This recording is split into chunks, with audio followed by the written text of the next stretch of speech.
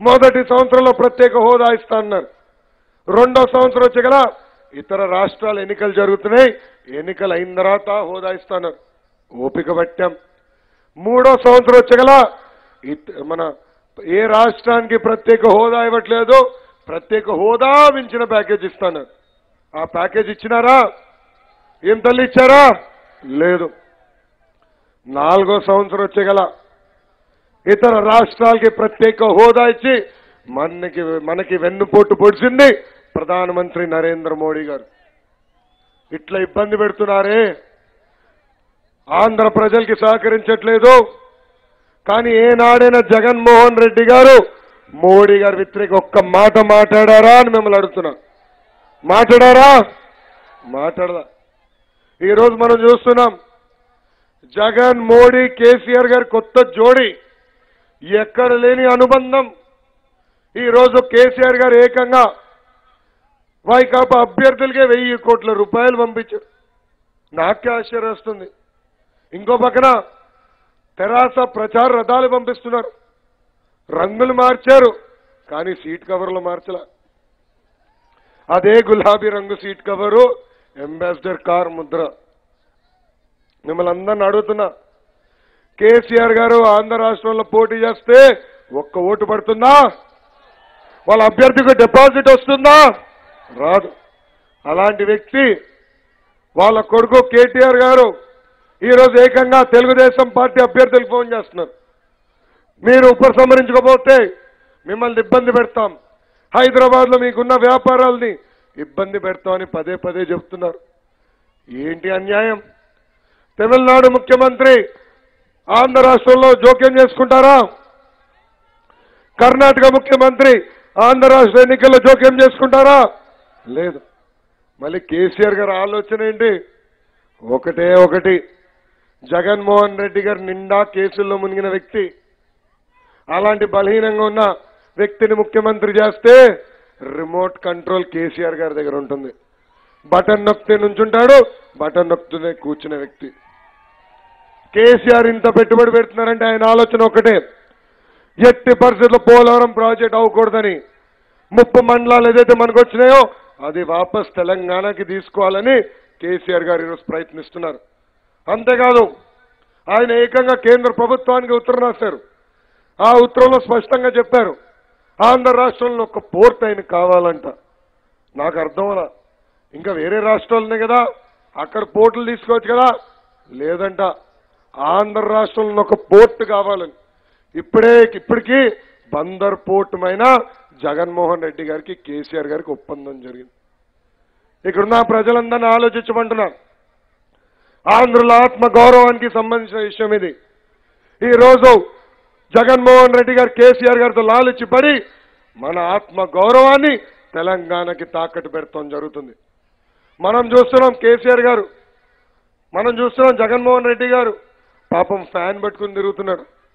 కానీ ఆ ఫ్యాన్ కి స్విచ్ ఎక్కడుందో తెలుసా? ఎక్కడుందో తెలుసా? ఢిల్లీలో మోడీ గారి దగ్గర ఉంది. మోడీ గారు స్విచ్ చేస్తేనే కరెంట్ వస్తుంది. మళ్ళీ ఫ్యాన్ స్పీడ్ పెంచడానికి రెగ్యులేటర్ ఉంటుంది కదమ్మా, రెగ్యులేటర్ అది ఎవరి చేతుల్లో ఉంది? కేసీఆర్ గారి చేతుల్లో ఉంది. అందుకే జగన్మోహన్ రెడ్డి గారి ఫ్యాన్ తిరగట్లేదు. ఆంధ్ర రాష్ట్రంలో ఎక్కడ తిరగట్లే. ఇది చూస్తుంటే నాకు అందుకే జాలేసి జగన్మోహన్ రెడ్డి గారి పేరు నేను ఇప్పుడు మార్చా. కల్వకుంట్ల జగన్ మోడీ రెడ్డి గారు. ఆయన కల్వకుంట్ల జగన్ మోడీ రెడ్డి గారు. ఈ ఒప్పందం చూసినా నాకే ఆశ్చర్యం వేస్తుంది. ఇంకో పక్కన వాస్తవంగా వైకాపా ఒక అద్భుతమైన డ్రామా కంపెనీ అయిపోయిందండి. ఎప్పుడు లేని నాటకాలు వేస్తున్నారు వాళ్ళు. ఇప్పుడే పెద్దలు చెప్పినట్లు మనం చూసాం కోడికత్తి. వాస్తవంగా వాళ్ళ పార్టీ పేరే కోడికత్తి పార్టీ అని మార్చుకోవచ్చు. స్క్రిప్ట్ ఏమో ఢిల్లీలో రాస్తారు, గుచ్చిందేమో వైకాపా ఎయిర్పోర్ట్లో, గుచ్చిన మన విశాఖపట్నం ఎయిర్పోర్ట్లో గుచ్చిన వ్యక్తి ఎవరు? వైకాపా కార్యకర్త. అసలు ఎంత అన్యాయం అండి. మళ్ళీ మనం దర్యాప్తు చేస్తున్నాం, సిబిసిఐడి పెట్టి దర్యాప్తు చేస్తే మన దర్యాప్తు వద్దంట. మన పోలీసులు సెక్యూరిటీ ఇవ్వాలి, మన పోలీస్ సోదరులు పైలట్ ఇవ్వాలి, మళ్ళీ మన పోలీస్ సోదరులు ఎస్కార్ట్ ఇవ్వాలి. కానీ మన పోలీస్ సోదరులు దర్యాప్తు చేస్తే ఆయన ఒప్పుకోరంట.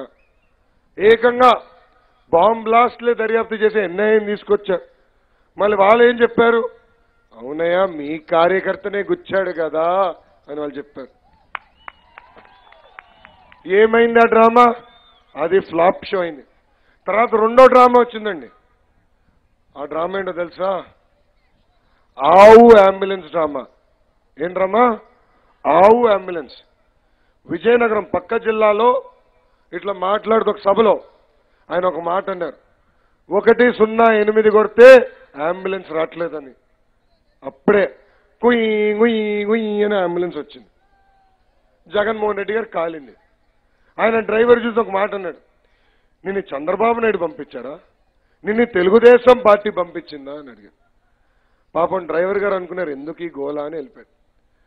తర్వాత రికార్డులు చూస్తే ఒక వైకాపా కార్యకర్త ఆ సభకు వస్తూ యాక్సిడెంట్ అయింది, ఆ వ్యక్తిని హాస్పిటల్ తీసుకెళ్తుంది అంబులెన్స్. అంటే ఎంత అన్యాయం అండి. ఓకే పోన్లే అనుకున్నాం. 3 రోజుల తర్వాత ఆవు వచ్చిందండి. ఏమొచ్చింది? ఆవు. ఒక సభలో ఆవు వచ్చిందండి. ఆ ఆవును పట్టుకుని తిట్టాడండి. ఇది చంద్రబాబు నాయుడు గారు ఆవు, తెలుగుదేశం పార్టీ పంపించింది ఆవు అన్నారు. అంటే అంబులెన్స్ చూసినా చంద్రబాబు నాయుడు గారు గుర్తొస్తారు, ఆవును చూసినా చంద్రబాబు నాయుడు గారు ఈరోజు గుర్తొస్తున్నారు.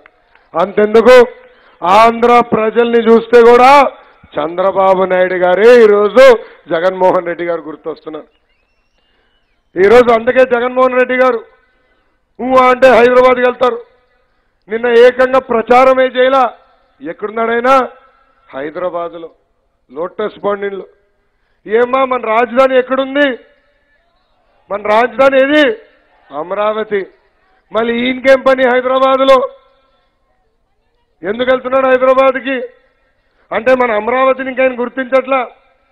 హైదరాబాద్కి వెళ్తే హాయిగా కేసీఆర్ గారితో లాలొచ్చి పడొచ్చిన ఆలోచనతో ఈరోజు జగన్మోహన్ రెడ్డి గారు ముందరికెళ్తున్నారు. అందుకే ఇక్కడ ఉన్న వాళ్ళందరినీ ఒకటే కోరుతున్నా, మనందరం ఆలోచించి ఎన్నికల్లో ఓటేయాల. మన ఇంట్లో ఒక స్కూటర్ ఉంటుంది, చిన్నపిల్లలకి తాళాలు ఇస్తామండి? ఇస్తామా? ఇవ్వం. ఇంట్లో కారు ఉంటుంది, కారు తాళాలు పిల్లలకి ఇస్తామా? ఎందుకు ఇవ్వం? ఎందుకు ఇవ్వం? యాక్సిడెంట్లు అవుతాయి, మనుషులు చనిపోతారు. అలాంటిది 16 నెలలు జైల్లో ఉన్న వ్యక్తి, 31 కేసులున్న వ్యక్తికి ఆంధ్ర రాష్ట్ర తాళాలు ఇస్తామా అని ఒక్కసారి ఆలోచించమంటున్నా. అమ్మా, ఒక ముఖ్యమంత్రి తనయుడుగానే జగన్మోహన్ రెడ్డి గారు 1,00,000 కోట్లు కొట్టేశారు. 1,00,000 కోట్లు. పరుపాట్న ముఖ్యమంత్రి అయితే మీ పైన ఉన్న బంగారం కూడా వదలరు తల్లి, దయచేసి ఆలోచించమని చెప్తున్నా. మన ముఖ్యమంత్రి గారికి 40 సంవత్సరాల పరిపాలన అనుభవం. అందుకే మనకి ఎలాంటి లోటు లేకుండా పరిపాలిస్తున్నారు. టైంకి పెన్షన్ వస్తుంది, టైంకి పసుపు కుంకుమ వస్తుంది, టైంకి రేషన్ వస్తుంది, అధికారులకి జీతాలు వస్తున్నాయి. పరుపాట్న 16 నెలలు జైల్లో ఉన్న వ్యక్తి వస్తే రేపు పెన్షన్ ఆగిపోతుంది, జీతాలు ఆగిపోతాయి. అంతెందుకు తల్లి, కనీసం రేషన్ ఇచ్చే పరిస్థితిలో ఆంధ్ర రాష్ట్రం ఉండదని సభాముఖంగా మీకు తెలుపుతున్నాం. అందుకే మిమ్మల్ని అందరినీ కోరుతున్నాం, మాడుగుల శాసనసభ్యుడిగా ఈరోజు గవిరెడ్డి రామనాయుడు గారు ఉన్నారు. ఆర్నిసలు మీకోసం కష్టపడ్డారు. నేను పంచాయతీరాజ్ గ్రామీణాభివృద్ధి శాఖ మంత్రి అయి 2 సంవత్సరాలైంది. పోయిన ఎన్నికల్లో మీరు ఒక వ్యక్తిని ఎమ్మెల్యేగా ఎన్నుకున్నారు. ఆయన ఎట్లుంటాడో నాకు తెలియదు. ఎప్పుడు నన్ను కలవలా. మీ ఊర్లో రోడ్డు గురించి అడగల, మీ ఊర్లో వీధి దీపాల గురించి అడగల, అంతెందుకు మీ బియ్యపు కార్డు గురించి కూడా అడగల, మీ పెన్షన్ గురించి అడగలేదు. వాస్తవంగా 5 సంవత్సరాల్లో కేవలం 24 సార్లు శాసనసభకి వెళ్ళిన వ్యక్తి మీ ఎమ్మెల్యే గారు. 24 సార్లు. నేను మంత్రి 24 నెలలు అవుతే రామానాయుడు గారు 24 సార్లు నా దగ్గరికి వచ్చారు. 24 సార్లు నా దగ్గరికి వచ్చారు. శంకలో ఫైల్స్ పెట్టుకుని మాకు రోడ్డు కావాలా, మాకు వీధి దీపాలు కావాలా, మరుగుదొడ్ల సమస్య ఉంది. ఆర్నిసలు మీకోసం పోరాడిన వ్యక్తి మా రామనాయుడు గారని ఈ సభాముఖం తెలుస్తున్నా. ఇంకో పక్కన ఎంపీగా అడారి ఆనంద్ గారు ఈరోజు మీ ముందర ఉన్నారు. ఆర్నిసలు మీకోసం కష్టపడేదానికి, మీ తరఫున నరేంద్ర మోడీ గారు నిలదీసేదానికి ఈరోజు ఆయన ఎంపీ అభ్యర్థిగా మీ ముందర ఉన్నారు. మీ అందరు తెలుసు, మనకి ఎంపీలు లేకపోతే కేంద్రంలో ఎవరు సహకరించరు. 25కి 25 ఎంపీలు గెలిపించండి. భారతదేశ ప్రధానమంత్రి ఎవరో చంద్రబాబు నాయుడు గారు నిర్ణయించబోతున్నారు. ఎవరైతే ఆంధ్ర రాష్ట్రానికి ప్రత్యేక హోదాతో పాటు విభజన చట్టంలో ఉన్న 18 హామీలు నిలబెట్టుకుంటారో వాళ్ళని దేశ ప్రధానమంత్రిగా చేయబోతున్నామని ఈ సభాముఖంగా తెలుపుకుంటూ, ఆనంద్ అన్న గురించి చెప్పాల్సిన చాలా ఉన్నా, నిప్పులాగా బతికిన వ్యక్తి, ఎప్పుడు ఒక అవినీతి ఆరోపణ లేని వ్యక్తి, ప్రజాసేవల్లో ఉన్నారు. విశాఖ డైరీ ద్వారా ఈరోజు ప్రత్యక్ష ఎన్నికల్లో మీ ముందల నుంచుంటున్నారు. అందుకే మిమ్మల్ని అందరినీ నేను కోరుతున్నా, ఇటు పక్కన ఎమ్మెల్యే అభ్యర్థిగా, ఇటు పక్కన ఎంపీ అభ్యర్థిగా ఇద్దరిని భారీ మెజారిటీతో గెలిపించమని ఈ సభాముఖంగా నేను కోరుతున్నా. గెలిపిస్తారా? మీ 2 ఓట్లు ఏ గుర్తుకేస్తారు? మన గవిరెడ్డి రామనాయుడు గారిని భారీ మెజారిటీతో గెలిపించి సైకిల్ ఎక్కించి స్పీడ్గా శాసనసభకి పంపించాలని నేను కోరుతున్నా. ఇటు పక్కన అడారి ఆనంద్ అన్నని అదే మెజారిటీతో గెలిపించి ఈయన్ని సైకిల్ ఎక్కించి ఏకంగా ఢిల్లీకే పంపించమని ఈ సభాముఖంగా కోరుకుంటూ, నేను ఈ సభ ఎప్పుడు మరవలేను. ఎందుకంటే దిగిన దగ్గర నుంచి ఇప్పటి వరకు చెక్కు చెదరకుండా నా ప్రసంగం విన్న పెద్దలందరికీ పేరు పేరున నా హృదయపూర్వక ధన్యవాదాలు తెలుపుకుంటూ, వచ్చే ఎన్నికల్లో మనందరం 1-2 సార్లు ఆలోచించి చంద్రబాబు నాయుడు గారిని మళ్ళీ ముఖ్యమంత్రి చేయాలని ఈ సభాముఖంగా మిమ్మల్ని అందరినీ కోరుకుంటూ నేను సెలవు తీసుకుంటున్నాను. జోహార్ అన్న ఎన్టీఆర్, జోహార్ అన్న ఎన్టీఆర్. చంద్రబాబు నాయుడు గారి నాయకత్వం, చంద్రబాబు నాయుడు గారి నాయకత్వం. జై హింద్.